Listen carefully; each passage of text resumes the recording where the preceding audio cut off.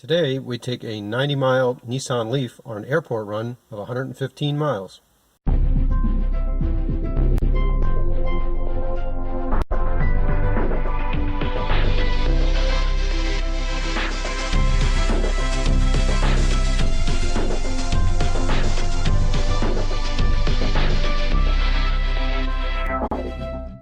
Yesterday I made an airport run from Muskegon, Michigan to Grand Rapids in the car that you see beside me, a 2015 Model S with 250 miles of range. Obviously that was an easy up and back. We recently got a new charger, a DC quick charger, in Walker, Michigan, just outside of Grand Rapids, and it made me think, can I do the same kind of trip in this car, a 2016 Nissan Leaf?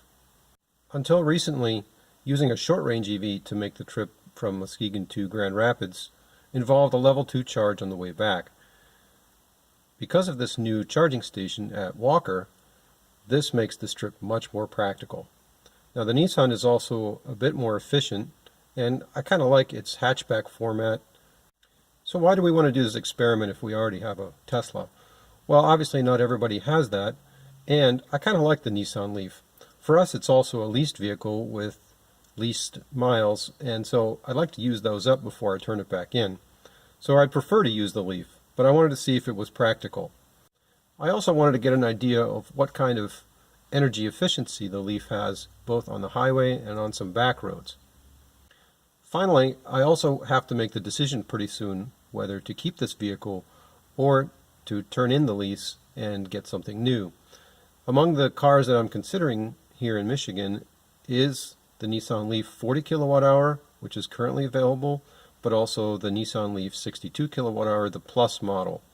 And what I'd like to see is, if I make this similar trip using either one of those, what would that mean as far as needing to charge or not needing to charge? I'm still here in Muskegon. It's been about 2.1 miles since home, so not a lot obviously. And we're in a lovely, rainy, 42-degree day here in Muskegon. Trust me, the summer gets better. In any event, I wanted to get some baseline numbers here, just to, battery temperature, things like that. So I have Leaf Spy running here on an old phone. Those PSI numbers aren't right because it wasn't hooked up when I drove, but so that says 94% state of charge. On my dash it says 97 and 101 miles of range, so that's not quite right. But the temperatures of the battery is going to be right. That's going to become significant after a quick charge. So we're in the mid-50s on the 3 temperature sensors. For the first leg of my trip, I programmed in the Walker charge point station, which is at a Meyer gas station. The Leaf gives me multiple routes here, the fastest, energy saving, and so forth. I'm going to go ahead and do the fastest because I know I can charge there. And it's telling me I'm going to get there with 6 out of 12 bars left. So it's about 35 miles. So let's see how it goes. It says 33 on the highway. That's true. I've come a little bit. I'm just getting out of Muskegon now on US 31 South, and now I'm going to hop on to I-96. So far, my energy economy is around 3 miles per kilowatt hour, but I've only been going about 55 or so with stop and go on that commercial area. So now I'm actually going to be on interstate, and I imagine it's going to drop a little bit. And my Leaf Spy is telling me at 3 miles per kilowatt hour, my distance to low battery warning is 54 miles. So according to my GPS, I got 28 miles to go, so not an issue, but it'll be interesting to see how much energy I'm actually going to use. They say in Michigan we still have 4 seasons. They're just a little different. We have winter's almost here, winter's almost over, and construction. Unfortunately, at the moment we seem to have a confluence of winter's almost over, the temperature's 39, and construction.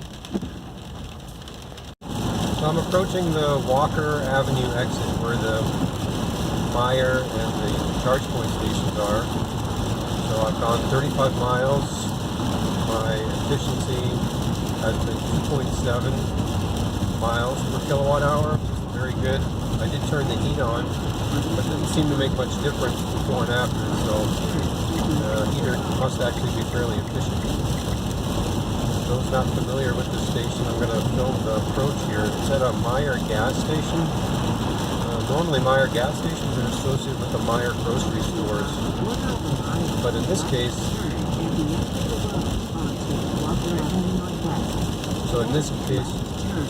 my goodness, I gotta shut this thing off. So in this case, it's really just a gas station.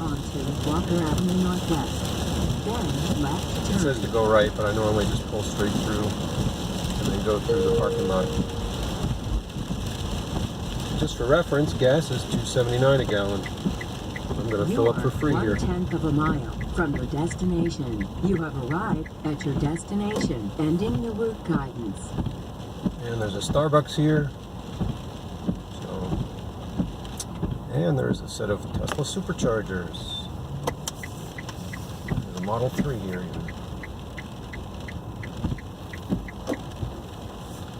So here they are, 2 charge point stations. What's cool about these is they each have a CHAdeMO and a CCS connector, but they also have that green, that color coding.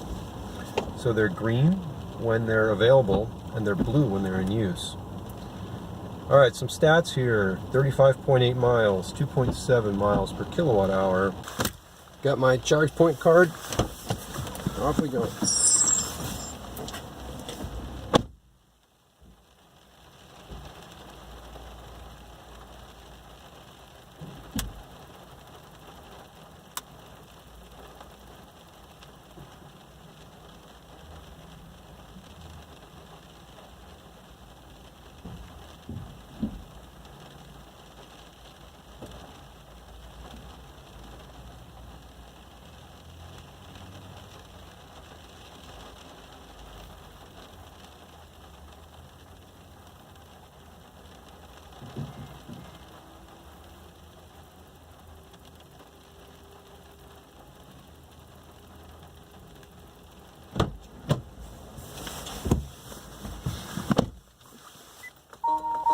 Alright, I had to turn the car off and the wiper went off. You can see the station now turned blue and it says in use. It's kind of flickering on the screen, but in live it's not doing it. It has to do with the sync rate of the phone and that LED. Alright, so I've been here about 15 minutes, maybe just a little bit more. Came in at just under 50%. I'm at 86, so really I should be leaving by now. Typically fast charging should only go to 80%. My battery bars have jumped, the temperature bars have jumped up to 6, so some heat generation.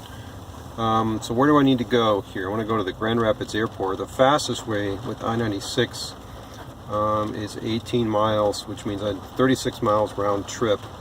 I'm pretty sure I have more than enough.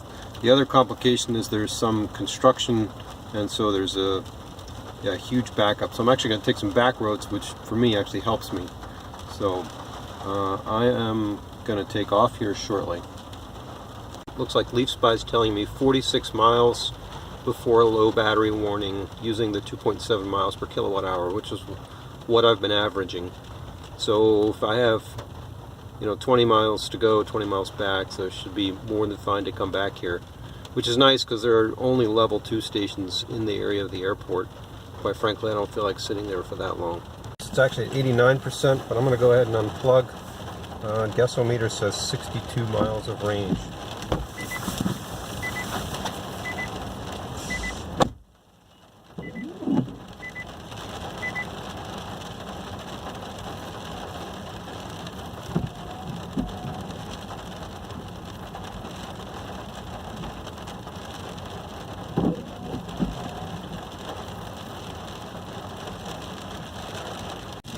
I'm approaching the turnoff into the Grand Rapids Airport, and 52.9 miles overall from home. It's 9:36 and I left Muskegon right around 8 o'clock, so it's been an hour and a half. Probably charged a little longer than I needed to, and the other thing is I did run into some delays due to construction. So what would normally be an hour-long trip turned into an hour and a half. Still not bad. Now, Looks like it is going to require 2 charges. I'll have to analyze later whether I could have made it here from home in a single trip, and then I would have had to rely on some level 2 charging, because I don't think I would have been able to make it back to Walker, basically home to the airport to Walker. I'm at the Grand Rapids Airport cell phone lot. It's 9:43. 61% stated charge. Gasometer says 47 miles, 53.6 miles on the odometer since home. Battery bars, temperature bars have jumped up to 6. And Leaf Spy tells me that they're now in the 70s and 80s, and they were in the 50s before. So a little bit of a jump there from the one quick charge. So at this point, going directly back home to Muskegon is not going to work. At least even the Nissan system tells me you may not be able to make it. So the plan now is to go back to Walker, which is 18 miles. I've got plenty of range for that, even just on the highway. So I'll pop in there on the way home. I'm going to take a slightly different route and see if that's any more efficient, even though it's slightly longer. 10:19, and after a brief stop at Penzie's Spices, if you're not familiar with those awesome spices, they have an actual store here in Grand Rapids. And anyway, brief stop there, and 72.6 miles on the odometer. Now we're back at 30% charge, gasometer 26. Clearly not enough to make a 30 plus mile trip back to Muskegon. So back at the Walker charge point station, and what was cool is, again, these green, it's a little difficult to see that bar at the top, that turns blue, and I could see that from a distance when I came in. It's like, yes, cool, nobody's using it. Of course, what you can't tell is whether somebody's going to ice it or not. Fortunately, that person actually is not icing it, but there's one spot here that's non-charging between the charge point stations and the Tesla superchargers. In any event, I'm going to get myself a Starbucks. It's about that time, and I'm going to take a slightly different route home, and I'll cover that in just a moment. But now it's time to plug in again. 10:39 a.m., so about 2.5 hours since we left home, back at Walker, Michigan, on the charge point station showing in use. Went inside and got a lovely Starbucks latte, of course in a returnable, reusable cup, so that I don't put anything in a landfill. The other thing that's a good idea is to put a little sign. I got this one from, slipping here, Kansas City Power and Light, kind of a, hey, keep me plugged in, need juice. I hand out similar ones by a company called, they sell on Etsy, called takechargeandgo.com. But the other side is sort of a, hey, I'm good to go, opportunity charging, and then you can put your phone number here. There's my phone number, and that way people can reach you. So yeah, 87% more than we need.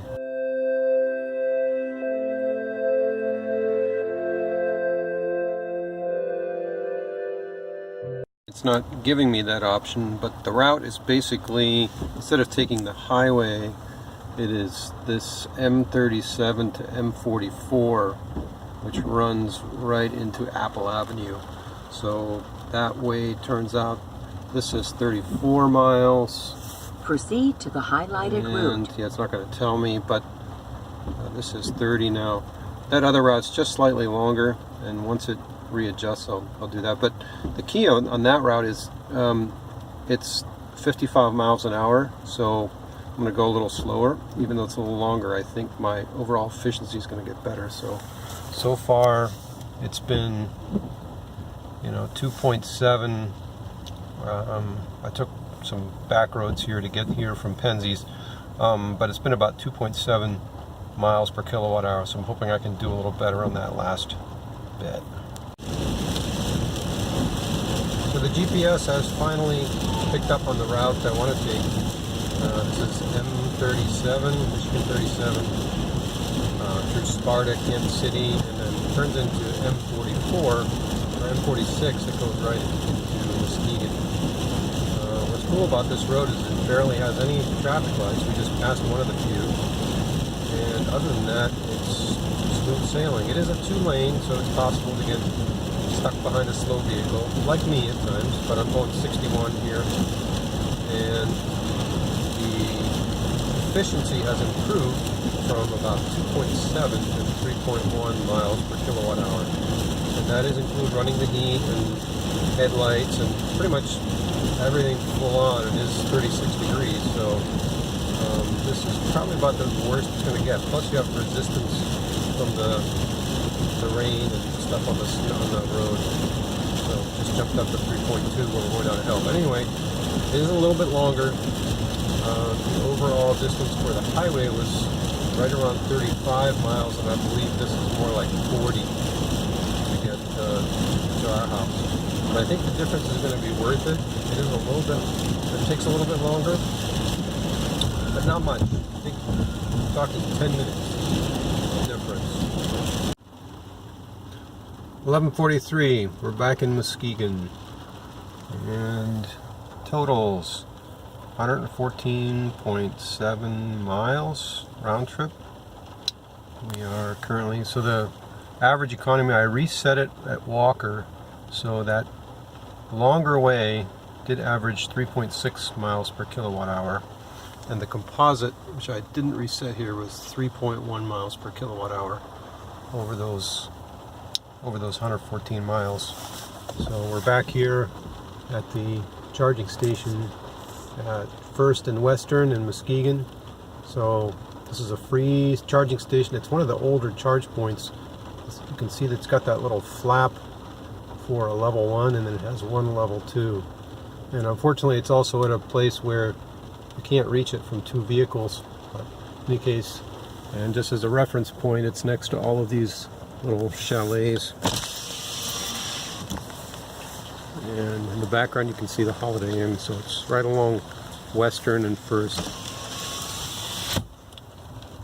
Since we did have 2 quick charges, the battery temperature went up to somewhere between 78, 79 to 94. You can see the 3 different temperature sensors there. And over here that translates into 7 bars on the temperature gauge. The 2 biggest factors for EV practicality are range and access to a DC quick charging infrastructure. Now the addition of these new quick chargers makes a huge difference already, and it makes this car already practical for that airport run. So if you've got a short range EV, I think this kind of infrastructure build out really makes a huge difference as to what you can and can't do practically. Before the addition of this quick charger, sure, I could have used a level 2 charger. There are a couple of car dealers right around the Grand Rapids airport, but I'd be looking at, spending a couple of hours and a meal or, multiple coffees to wait for the amount of time needed to make that trip back to Muskegon. So now we're looking at a fairly rapid charge and turnaround to keep going, even if it's 2 charges. And just like I've done, you might want to take your car out on the road and measure the energy economy, the miles per kilowatt hour, or as Tesla measures it, the watt hours per mile. So in my case, the highway driving at 70 miles an hour with the heat on, wipers, cold weather was 2.7 miles per kilowatt hour. And if you go on the country roads, and yeah, there was a little bit of city driving at the end, it was composite, somewhere around 3.6 miles per kilowatt hour for that short stretch. Composite overall was 3.1 miles per kilowatt hour. And the energy consumed was right around 37 kilowatt hours. Nominally, the capacity of this car is 30 kilowatt hours. Now, it's already degraded a little bit, so I imagine it's somewhere in the 20s. And that means that the overall trip was way more than I could have done in one charge. But even for the Nissan Leaf 40 kilowatt hours, 37 gets pretty close to its actual nominal capacity. So without going into any more fine detailed analysis, you can see the kind of testing you need to do to find out whether an EV with a certain capacity will work for you. And don't forget to look at the pop-up of the new DC quick chargers. PlugShare is still the best way to find them, but don't forget the sites from EVgo, Electrify America, ChargePoint, or whatever the charge systems are in your neighborhood. Now, as a follow-up, I might try to do the same trip using the back roads that I took on the way back, both to and from the airport. So even if you have a short-range EV, don't despair. Take a look at what the DC quick charging infrastructure is in your area, and it might very well allow you to take a road trip. So that's it for now, and we'll catch you next time.